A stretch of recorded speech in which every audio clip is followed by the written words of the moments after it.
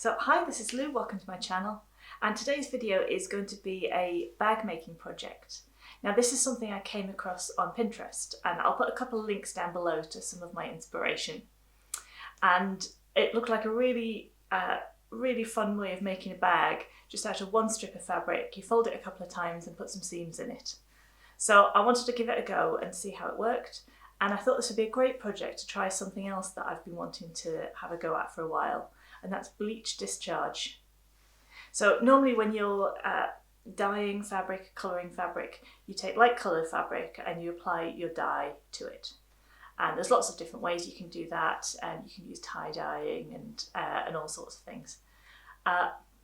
Bleaching is kind of the other way around. So you start with a dark coloured fabric and then you apply bleach to it, just normal regular household bleach, and it discharges the colour that's already in the fabric. Now this can be quite unpredictable because you never quite know what the colour is underlying the black or dark blue or whatever it is that you've got to start with. I tried a few different fabrics. I started with dark colours because that's where you get like the most obvious effect. So I had a look through my stash and found what dark coloured fabrics that I've got, and yeah, just tried it out on them to see what happened. Anyway, this is the bag that I ended up making. It's really roomy. I lined it so it should be nice and good and sturdy, and I put a handle on it in this yellow to match the kind of creamy yellow that I found was the underlying colour of this black fabric. So if you want to find out how I made this, then keep watching. So this is a bit of a messy process. So I'm getting out this oilcloth to cover my table. You also want to open a window and make sure you're in a well ventilated space, and make sure that you're not wearing any clothes that you're going to be worried about splashing bleach onto.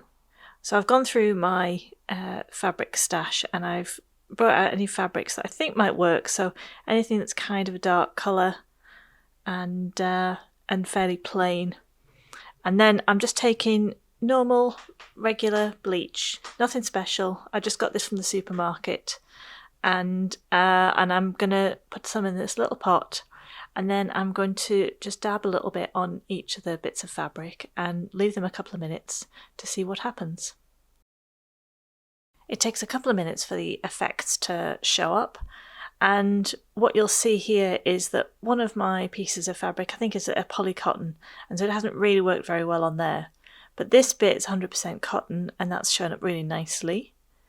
And then these other two are 100% linen, and that's worked really well as well. They're both kind of a pinky colour underneath. So either one of those three fabrics would work really well for this technique.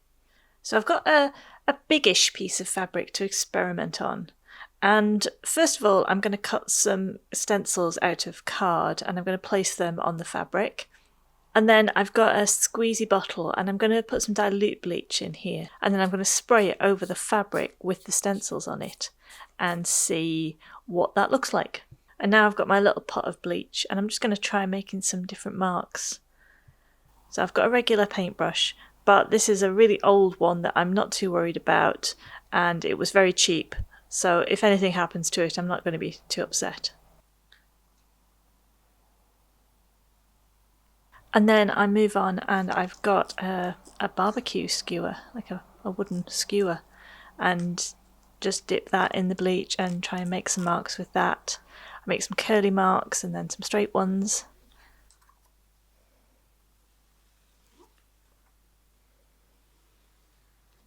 And then I decide just on the edge to go back in with the paintbrush and try a different type of mark.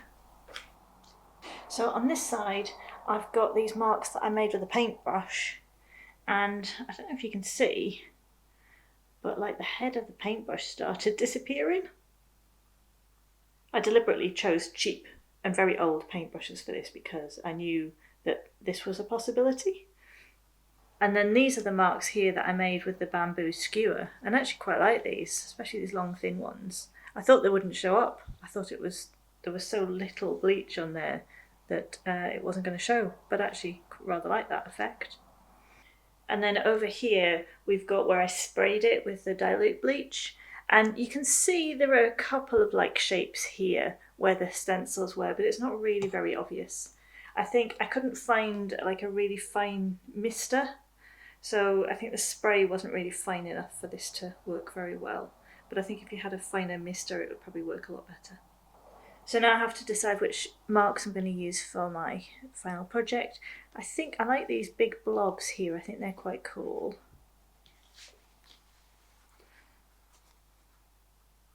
And I quite like these stripes from the barbecue skewer. So, I'll decide and then you'll see it on the final project. So I've cut this piece of fabric for my bag that I'm going to make, and I'm going to make this pattern that is like a Japanese style bag. Sometimes it's called a bento bag because I think you put your lunch in it, and sometimes it's called an origami bag because it's folded up. And you make it out of a piece of fabric that's 3 times longer than it's wide. So I've cut this fabric 3 times longer than it's wide, and then like a centimetre seam allowance all the way around. So it's all cut to size, so all I'm just going to do is paint it with the bleach. So I'm going to decorate my fabric, and I'm going to use the same pattern all over it. And I'm going to do blobs with the brush like this. And if they end up not being very regular, that's okay. I quite like that.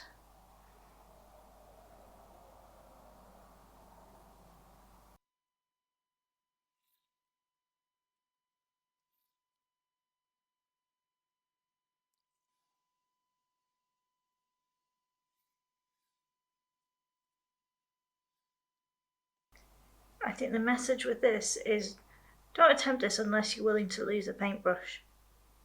So now my whole piece of fabric is painted with bleach, and I've left it a couple of minutes for that colour to disperse. I'm going to give it a good wash, and that'll stop the bleach from damaging the fabric any further. So here is my fabric that I've bleach discharged, and I've washed it and dried it, and then I've ironed it to get rid of any creases, and I'm going to make this into a bag.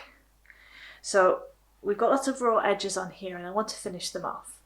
There's 2 ways to do that. The first is that you can just turn it over again, and sew a top stitch.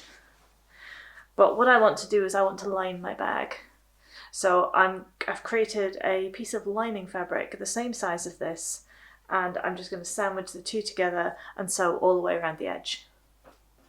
So here's my lining fabric, and this is the right side of this fabric. You can see that the bleach hasn't quite gone through to the other side quite so much. So this is the side I want on the outside. So I'll place these 2 together, and then I'm going to stitch all the way around, but I'm going to leave about a 10 centimetre gap. And if I put it in the middle of this long section here, then it'll be hidden in one of the seams and I don't need to worry about it. So I'm going to leave a gap there, but I'm going to pin the rest of the way around, and then I'm going to stitch it all.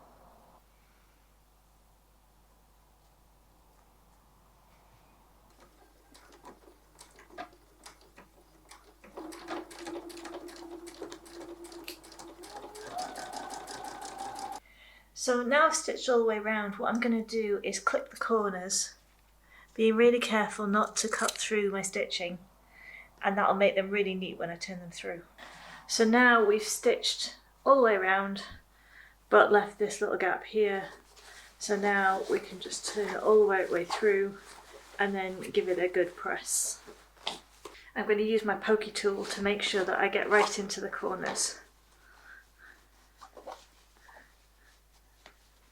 So now our bleach printed fabric and our lining fabric are all sewn together, apart from that little gap, which I've still left open, but that's okay, it's going to get sewn shut in a minute. And then we're going to fold the bag. The way that we fold it is really simple. You take one corner and you fold it up to the top line. You take another corner and fold it down to the bottom line. And then we've got the square in the centre. And you imagine a diagonal line across the centre of the square, and you fold across that diagonal line.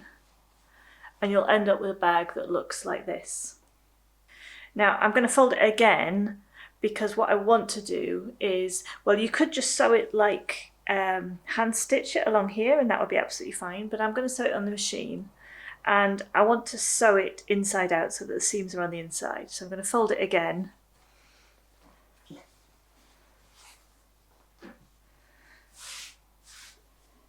This way.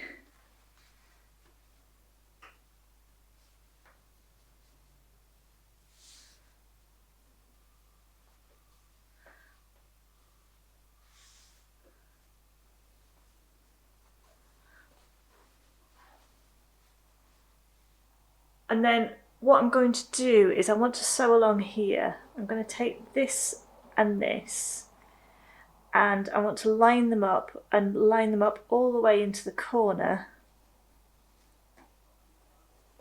And I'm going to put a few pins in just to hold it there. And then I'm going to stitch really, really close to the edge all the way along, but making sure I get both of those layers of outer fabric in the stitching. So I'm going to stitch as close as I can to the edge, so just a couple of millimeters away. But I'm going to make sure that I've got all of my fabric enclosed in that stitch.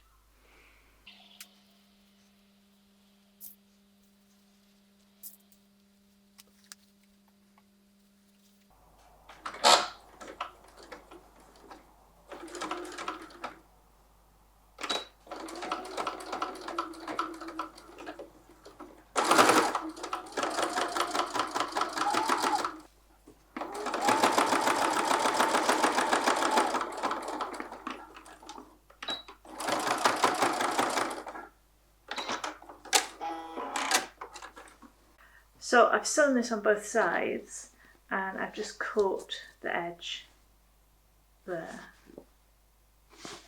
So now I can turn this the right way around and see what it looks like.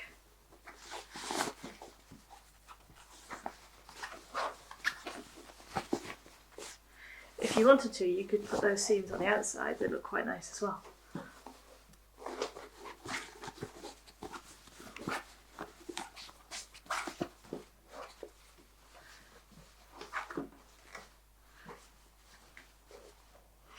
Here we go.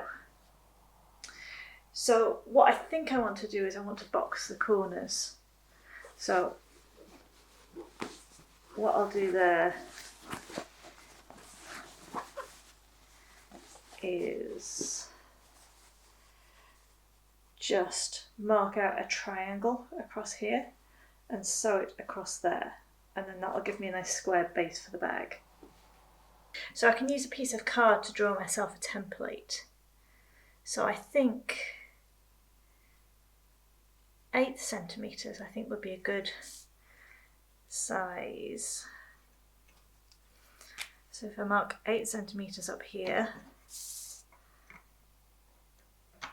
8 centimetres along here,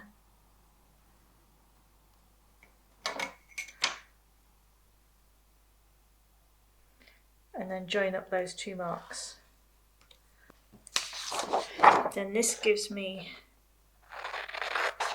a nice right angle triangle.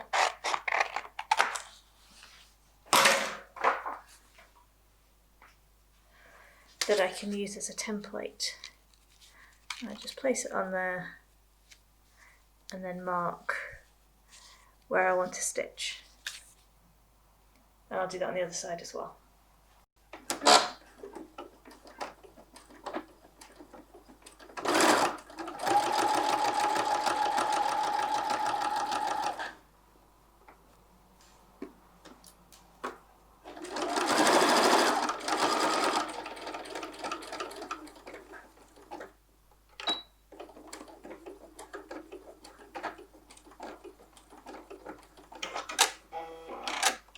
Now you can trim off this excess fabric and then you could finish it with a zigzag stitch or with an overlock or even some bias binding, but there's no harm in just leaving them if you want. So here's our bag, and it's got the boxed corners at the bottom, and on the inside, It's nice and roomy. Now, it needs a handle. So if you'd made this bigger, or if you've made it out of a softer fabric, then you can tie like a knot here, and it makes a nice little kind of handle for carrying your bag. But I really like a bag that goes over my shoulders, so I want to put a strap on this. So I've been rummaging and I found a little offcut of yellow linen, and I'm going to make a strap out of the yellow linen. I'm just going to attach one side to this corner and one side to this corner. So I have my linen fabric here, and I'm going to form the strap just by folding it into the centre and then folding it in half. What I want to do though is I want to have some nice neat edges here. So I think I'm going to fold these in. I'm just going to fold them and press them in place. And on the other side.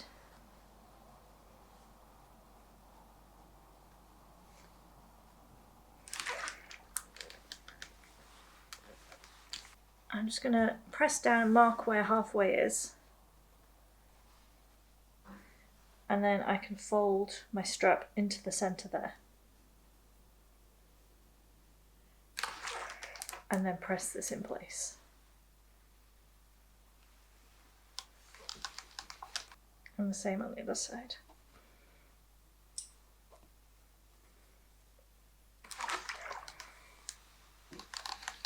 And I'm going to fold it again and press it, making sure that these edges are nicely lined up.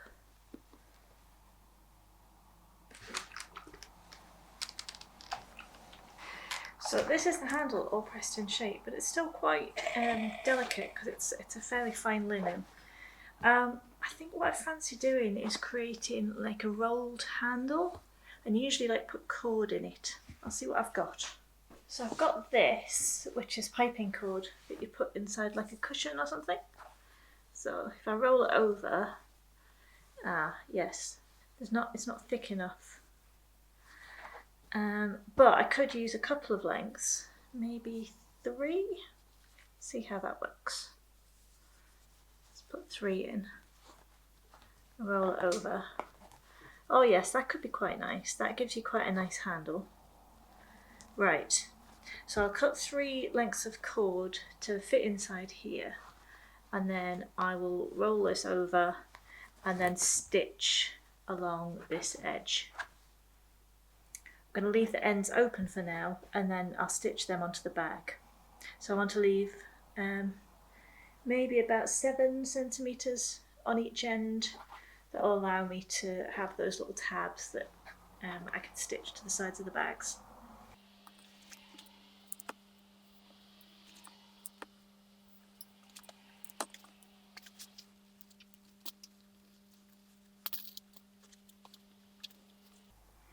So using the zipper foot on the machine will allow me to get and stitch really close to that, the edge of the cord there. So now my handle is stitched with that cord inside it, and I'm just going to take this flat end, I'm going to position it where I want it on the bag. Let's put a pin to keep it in place.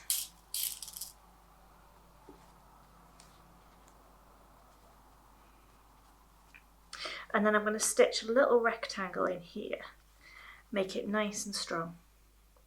I'll stitch one side and then I'll pin and stitch the other.